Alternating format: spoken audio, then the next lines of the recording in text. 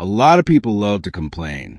They complain about the weather, the coffee, the traffic, their job, their phone battery dying at 72%. But deep down, they're not actually miserable.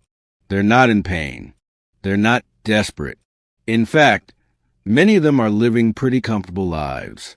So why do they act like the world is crumbling? Because their sushi wasn't fresh enough. Here's the thing.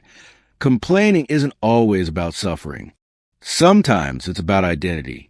Some people complain because it gives them a feeling of importance. Like, look how high my standards are. I notice every little flaw.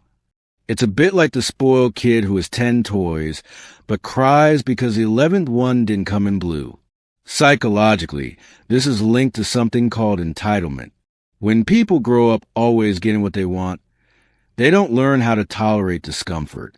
So even small annoyances feel like big problems. And what do? Complain. Loudly. Publicly. Often people who wish they could trade problems with them for one day. In a 2011 study by psychologist Robin Kowalski, it was found that nearly complaining is a daily behavior for 70% of people, and habitual complainers, those who complain just to complain, do it even when things are going fairly well. Why? It gives them attention, connection, or just something to do. And in some weird way, it can be a social signal. I have enough time and comfort to notice that the foam on my cappuccino is 1.5 centimeters too thin. Another study in 2016 showed that people with higher incomes are more likely to rate minor inconveniences as very frustrating, compared to people with lower incomes who had bigger struggles but were more emotionally stable. It turns out that having more can actually lower your frustration tolerance. Basically, when life is soft, your skin gets thin. It's also related to hedonic adaptation. When people get used to luxury, it stops feeling like luxury.